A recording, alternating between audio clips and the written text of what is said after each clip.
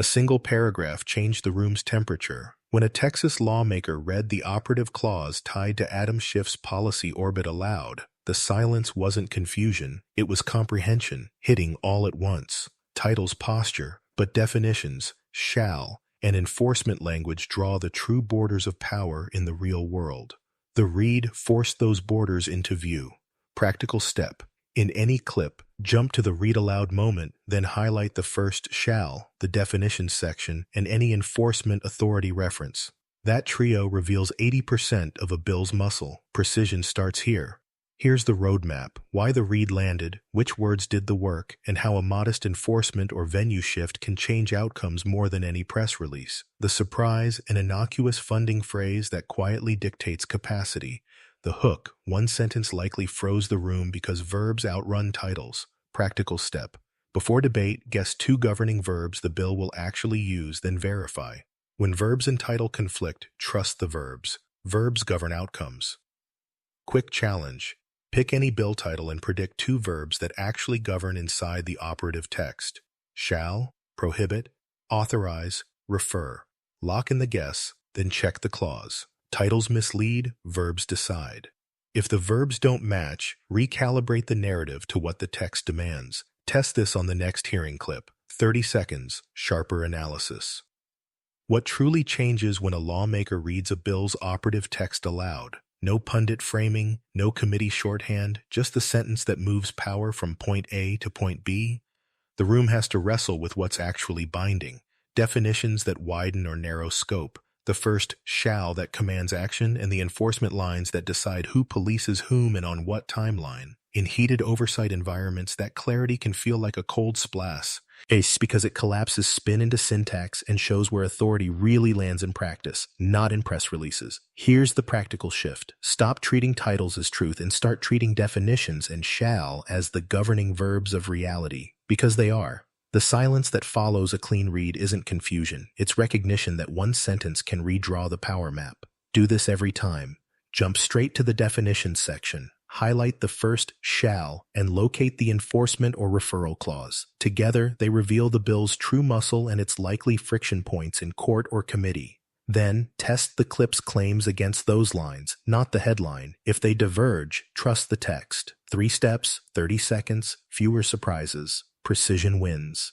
Here's the quiet trick of legislation. Titles set expectations, but operative clauses set reality. And that mismatch is where narratives go off the rails. A bill's caption or long title can sound sweeping or calming, yet none of it binds conduct. The governance lives in definitions, shall sentences, and enforcement provisions that follow the enacting clause, where rights, duties, and penalties are actually created or constrained. Courts and committees treat those operative parts as the muscle, while titles and preambles are interpretive at best, and only when ambiguity survives the text's own structure. The practical move is simple. Stop arguing the brand name of the bill and start tracing the verbs and nouns that move power. Who must do what, by when, and under which definition? Titles don't govern, clauses do. Use a fast read, confirm the enacting clause, scan definitions for scope, highlight the first shall, identify principal operative provisions, and mark enforcement mechanisms like penalties or injunctive relief. This captures substance in minutes and cuts through performative spin. If a tit, la promise restraint but definitions sprawl or enforcement bites hard, trust the body, not the billboard, because the body is what will be enforced in agencies and courts. Not the caption that made the press release sing. Debate the operative text, not the title. Verify scope via definitions and penalties, then decide. Picture a framework built to harden democratic guardrails. Election interference deterrence, institutional ethics, and constraints on executive overreach. Supporters call it safeguarding democracy. Critics worry about speech policing or bureaucratic creep. Across years of hearings and proposals, the through line has been clear. Raise the cost of foreign meddling. Codify norms that proved fragile, and empower institutions to withstand political shocks, especially during high-stakes cycles. The practical challenge is separating the aspiration from the mechanism, because what sounds like protecting democracy can, in text, translate into new definitions, reporting mandates, or referral pathways that change who acts, how fast, and under what standard of proof. Translation matters. Here's how to decode it in minutes. First, find the bill's purpose section to understand the narrative frame. Second, jump to definitions to see how coordination, covered platform, or foreign influence are scoped. Third, locate the first shall to identify the primary obligation. Fourth, scan enforcement and oversight provisions for who decides and what remedies apply, civil, criminal, or administrative. Mechanisms outrun mantras. If the rhetoric promises resilience, but the clause shifts venue or lowers thresholds for referrals, expect ripple effects in agency behavior and litigation posture, not just headlines. Map any claim, censorship, integrity, overreach, directly to the exact operative sentence that enables it. If no sentence exists, recalibrate the claim and focus on what the text truly allows or forbids. Ever notice how a hearing room can go from performative combat to quiet in one sentence flat?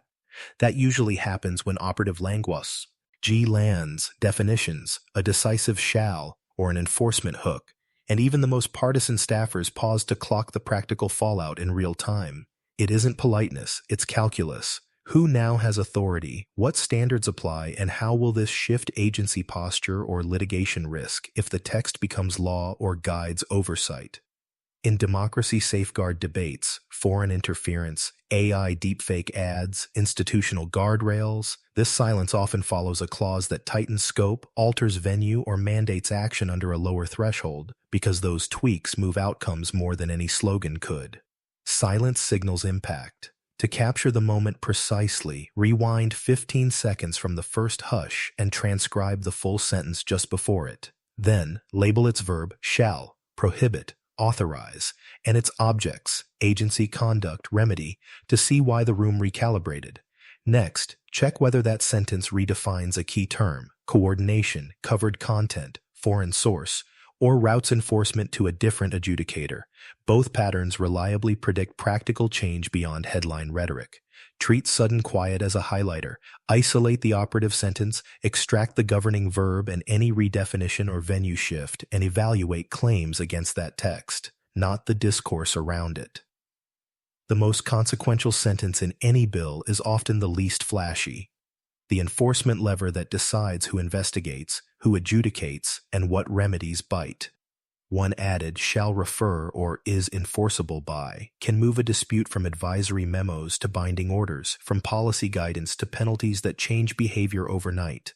Quiet words, loud impacts. The real-world implications are immediate. Agencies recalibrate priorities, counsel advises earlier compliance, and courts get pulled in sooner or later based on venue and standard of proof tweaks that live in these clauses. Deadlines compress, thresholds move, outcomes change. Find the lever, then look for 3 signals. First, verbs that convert discretion into duty. Shall, must, is required to. Second, jurisdictional routing. Under the Administrative Procedure Act, in district court, before the commission, which picks the referee in the playbook. Third, remedies, civil penalty, injunctive relief, debarment, or private right of action, because consequences determine compliance. A tiny venue shift from an internal review board to an Article 3 courtroom can transform strategy and settlement posture even when the policy sounds unchanged. Small clause, big stakes. Practical, repeatable play. Highlight the first shall. Underline every venue noun. Box each remedy and write a 12-word paraphrase of what becomes mandatory for whom, by when.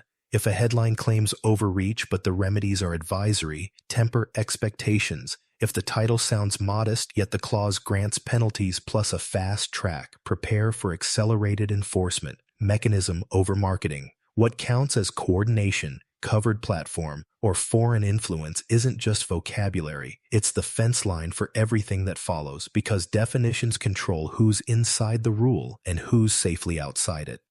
A single broadened term can pull nonprofits, platforms, or affiliates under an obligation they never anticipated. A narrowed term can carve out entire categories from oversight and make enforcement look tough while it quietly shrinks in practice. Scope lives here. The fastest audit starts upstream. Confirm the enacting clause, then live in the definitions section before reading any prohibitions or penalties, because every shall downstream inherits those meanings, whether broad or razor thin.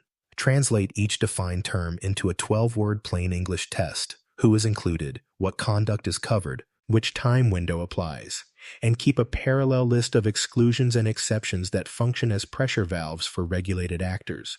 2 red flags reliably predict disputes, ambiguity that overlaps with existing agency glossaries, and definitions that hinge on intent or context words, primarily, materially, systemically, that drive interpretive fights and pre-enforcement challenges. Broad terms speed coverage, vague terms invite lawsuits. Before debating any claim about censorship, overreach, or loopholes, extract the exact definitions and test them against 3 real scenarios: a large platform, a mid-sized nonprofit, and an individual actor. If outcomes diverge from the rhetoric, recalibrate the narrative to what the text actually reaches. The quickest way to diffuse a viral claim is to force it through the actual sentence that supposedly proves it. An approach Representative Jasmine Crockett has repeatedly modeled in high-conflict oversight settings. By isolating the operative clause and reading it clean, she turns grand narratives into specific verbs, objects, and thresholds, which suddenly makes gotchas far less sticky. Text beats clips. The real-world impact is immediate. Staffers must argue words, not vibes. Witnesses must reconcile testimony with the definitions and enforcement levers on the page, and viewers can replicate the method at home in minutes. That shift favors precision over performance. Practical playbook. When a sweeping allegation appears, do 4 things. 1. Locate the definitions that control scope. 2. Find the first shall to identify the duty. 3. Check the enforcement or referral pathway to see who decides and how fast. 4. Scan for exceptions, sunsets, and standards, knowingly, materially, primarily, that change outcomes under pressure. Narrow text tames rhetoric. Vague claims wither under context. A quick debunk move. Read the next 2 sentences after any cherry-picked line. Most gotchas dissolve when adjacent clauses add conditions, venue, or review. 1 sentence can alter meaning. Adopt the Crockett filter. Extract definitions, duties, and enforcement, then restate the law in 12 words. If it can't be written that tightly, the claim isn't ready to trust. Precision scales. The room is roaring, then a single sentence is read. Keyboards stop, eyes drop to paper, and the air goes still. That isn't courtesy, it's decision time, because operative text just reframed authority, scope, or venue in a way everyone must recalculate immediately. Silence is the sound of comprehension catching up to consequence. Quiet means impact. Here's how to use it like a professional. When the hush hits, rewind 15 seconds and transcribe the exact sentence before the quiet. Mark the governing verb, shall, prohibit, authorize, refer, and list the objects, which agency, what conduct, what remedy. Then ask 3 questions. Did a definition broaden who is covered? Did a venue change who decides? Did a remedy raise the stakes from guidance to penalties? Any one of those explains the collective pause. Broad scope accelerates compliance. Venue shifts alter outcomes. Next, stress test the sentence with a 12-word paraphrase that preserves duty, actor, and consequence. If it can't be captured clearly, ambiguity, not drama, is driving the moment, which predicts interpretive fights and litigation risk. Finally, check adjacency. Read the 2 sentences before and after to catch exceptions. Standards like knowingly or materially, and any timelines that tighten enforcement. A quiet room is a highlighter. Treat sudden silence as a time-stamped clue. Extract the sentence, tag the verb and venue, paraphrase in 12 words, and compare claims to the text. If they diverge, trust the clause, not the clip. The first time a committee lawyer showed how 1 sentence rerouted disputes from an internal board to a federal courtroom, it felt like watching a river change course. Same water, Anias, Edu Delta. 2 realities govern outcomes more than slogans: who decides and when that decision becomes binding. Process is power. Real-world stakes show up immediately. If an obligation shall be reviewed under a specific statute, the referee and rulebook are chosen in advance. If notice and comment is required, timelines stretch and public input shapes the final contour. If interim final rules appear, compliance arrives fast. Authority picks outcomes. Procedure sets speed. Build a quick authority plus process index in 3 steps.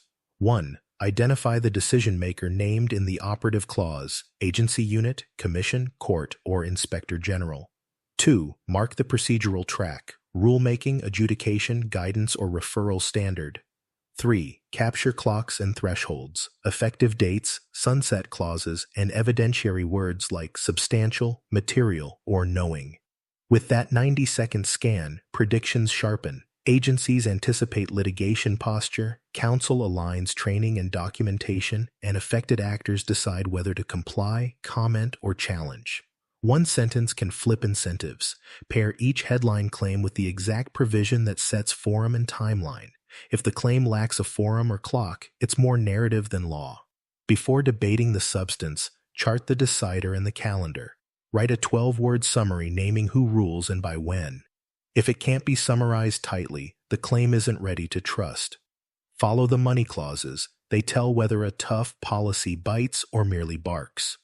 When a bill authorizes to be appropriated but never mandates outlays, agencies may have power on paper but not the resources to prioritize or sustain action.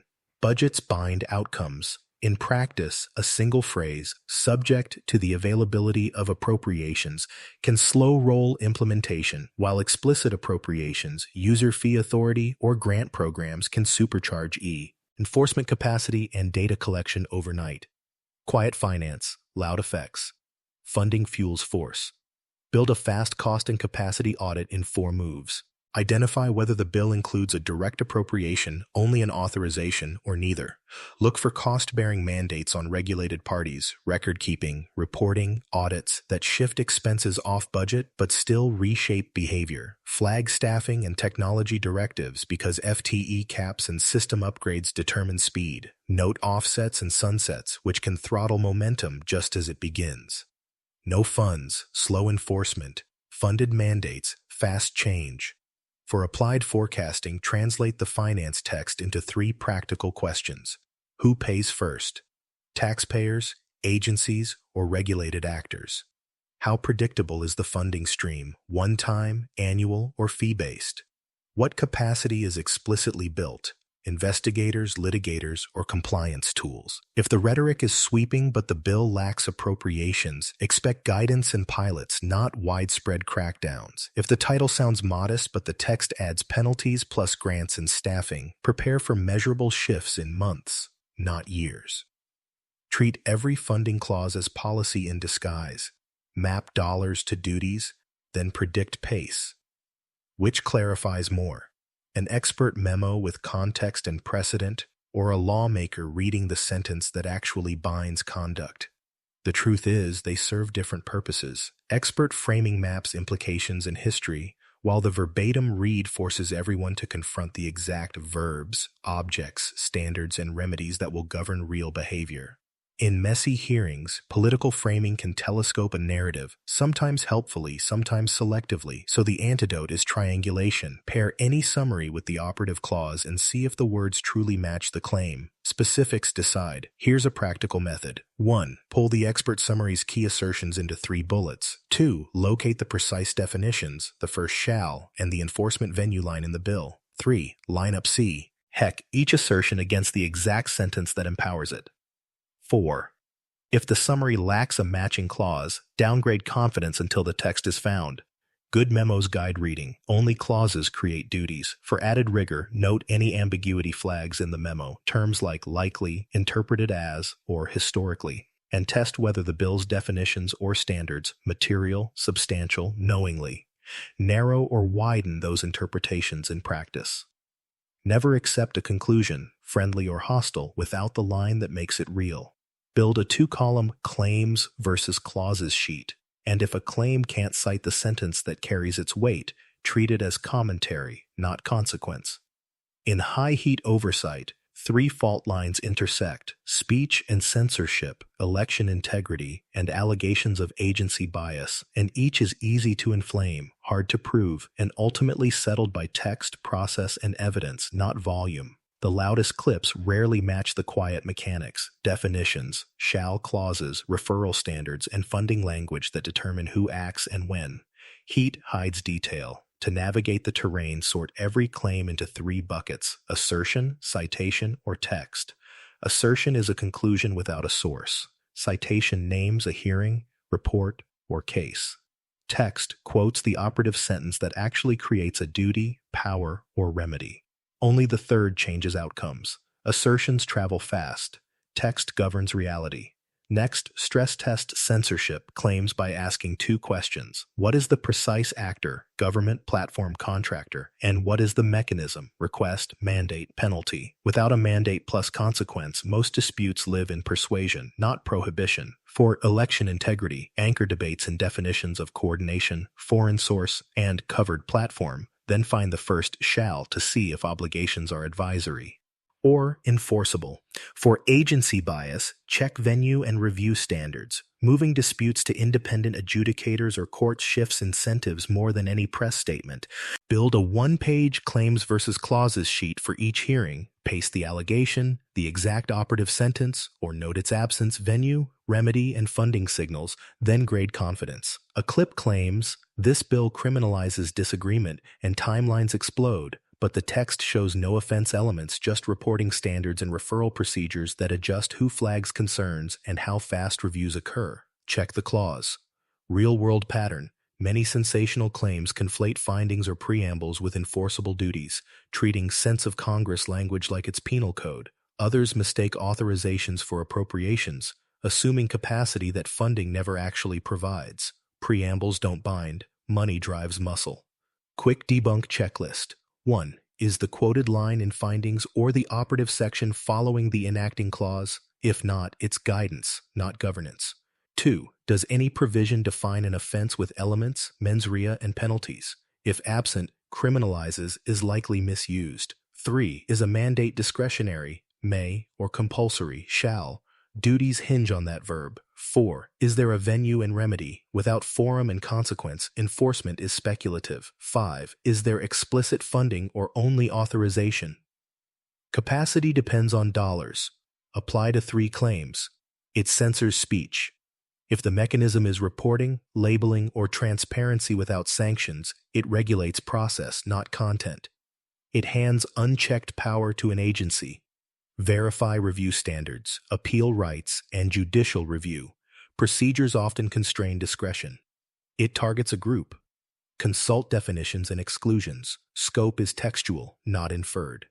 Before sharing a viral claim, demand the sentence that creates duty, penalty, and venue. If the clip can't produce that line, treat it as commentary pending proof. In every dense bill, there's one sentence that quietly does the heavy lifting. The moment the prose stops posturing and starts governing. That sentence typically marries a defined term to a binding verb and a venue or remedy, turning theory into consequences. One line moves worlds. The real-world impact is immediate. Agencies recalibrate priorities, counsel revises compliance memos, and litigators sketch likely challenges, all from a single operative construction that names who must act, under what standard, and with which consequences. To find it fast, run this 3-step drill. Step 1. Scan definitions to flag the broadest or most contested term. Circle it. Step 2. Track the first binding verb tied to that term. Shall, is prohibited, must disclose, shall refer. Step 3. Locate the enforcement or venue tail. Subject to, reviewable under, in district court, by the commission. Stitch the 3 into a 12-word paraphrase that preserves actor, duty, and remedy. Duty shapes behavior, venue shapes outcomes. If the paraphrase is crisp, the line is operative. If it's mushy, ambiguity will drive interpretive fights and delay. Then perform adjacency control. Read 2 sentences before and after to catch exceptions, standards like knowingly or materially, and any timelines or sunsets that throttle or turbocharge enforcement. Extract, paraphrase in 12 words, verify adjacency, and anchor every debate to that line. It's the bill's engine. Treat every bill like a map. Ignore the glossy cover and find the roads that actually move people in power. Start with a 5-minute scan built for outcomes, not headlines. Mechanics over marketing. Step 1. Confirm the enacting clause, then live in definitions. Write a 12-word test for each defined term, capturing who's covered, what conduct triggers duties, and any exclusions. Definitions draw the fence line. Step 2. Hunt the first binding verb. Shall, is prohibited, must disclose, shall refer. That's the duty. Step 3. Locate the enforcement lever and venue. Reviewable under, in district court, Before the commission, subject to the Administrative Procedure Act, because referee and rulebook shape outcomes more than slogans. Step 4. Follow the money. Authorized to be appropriated, subject to availability, fees, grants, staffing. Funding equals force. Step 5. Clock it. Effective dates, sunsets, interim rules, and compliance deadlines. Calendars control reality. Duties move actors. Dollars set pace. Build a 2-column claims versus clauses sheet. Left, each public claim, overreach, censorship, loophole. Right, the exact operative sentence that supposedly does the work. If no sentence matches, downgrade to narrative pending proof. Read 2 sentences before and after any cited line for exceptions. Standards like knowingly or materially, and appeal rights that change stakes. Finish with a 12-word paraphrase naming actor, duty, remedy, and timeline. If it can't be distilled, it isn't ready to trust. Precision scales. What if the biggest change in a bill isn't what gets regulated, but where disputes get decided, and by whom? A venue shift can transform identical facts into different outcomes, because forums come with distinct procedures, timelines, discovery rules, and deference doctrines that quietly shape who wins and how fast. Venue changes outcomes. In practice, moving adjudication from an internal review body to a court accelerates discovery and invites judicial standards that can narrow or expand agency reach. Routing cases to a commission with specialized expertise can speed technical rulings and standardize remedies across industries. Same policy, different playbook. Forum picks rules. Rules set pace. Audit to surface the twist. 1. Circle every forum phrase, before the commission, in district court, under administrative adjudication, reviewable in the Court of Appeals. 2. Tag the review standard, substantial evidence, de novo, arbitrary and capricious, since deference levels recalibrate both strategy and settlement posture. 3. Mark clocks and gates, exhaustion requirements, filing windows, interim relief, and stays, because procedural timing often determines leverage more than merits. Run a 12-word paraphrase naming actor, duty, forum, and remedy. If it tightens cleanly, forecasting becomes actionable. When rhetoric warns of overreach, check whether the forum adds neutral review or higher burdens. When advocates promise speed, verify if the forum actually streamlines steps or merely changes addresses. Treat forum text as a force multiplier. Map form, standard, and timeline, then adjust expectations accordingly. The biggest errors in bill analysis aren't ideological. They're procedural and textual, like mistaking findings for law, skipping definitions, or ignoring clocks that make or break compliance windows. Analysts also overread titles, underread shall, and forget that venue and review standards can flip outcomes without changing a comma in policy goals. Process traps abound. Error-proofing checklist. First, segregate findings purpose from the operative text after the enacting clause. Only the latter binds conduct. Second, read definitions before duties. Every downstream verb inherits those meanings, so a single broadened term can quietly expand reach. Third, tag the first shall and list who must act, by when, and under what standard. Verbs and timelines govern reality. Fourth, capture forum and review, commission, agency adjudication, district court, or appellate review, and the deference level. Fifth, clock the bill. Effective dates, sunsets, interim final rules, comment periods. Duties drive behavior, clocks drive leverage. Sixth, separate authorization from appropriation. Authorized to be appropriated without dollars means constrained capacity, while fees or grants can turbocharge implementation. Finally, version control. Confirm which draft is being quoted, introduced, reported, engrossed, or enrolled, because amendments can invert earlier interpretations overnight.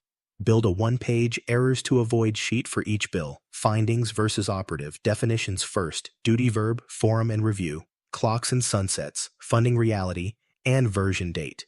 If any box is blank, the analysis isn't done. The cameras love a floor fight. Censure motions, surprise amendments, late-night speeches, but the real decisions still ride inside definitions, shall clauses, venues, and funding that never make the chyron. Performance isn't policy. Procedural fireworks can distort perception in 2 ways. First, they imply momentum where text hasn't created duties. Second, they bury substantive changes in manager's amendments that look technical but rewire enforcement, venue, or timelines.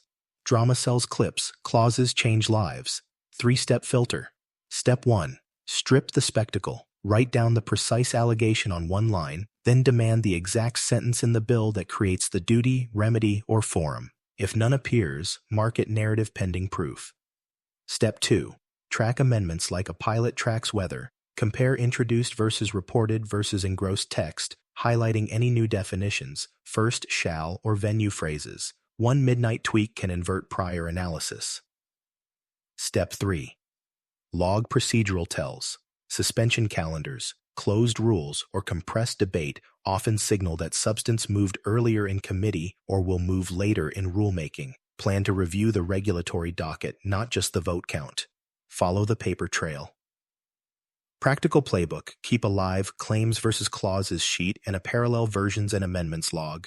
Pair every viral clip with page and line citations, then paraphrase the operative effect in 12 words naming actor, duty, forum, and clock. If a paraphrase fails, confidence falls. Treat spectacle as noise until matched to text. Anchor judgments to clauses, venues, funding, and effective dates, and let procedure inform timing, not truth.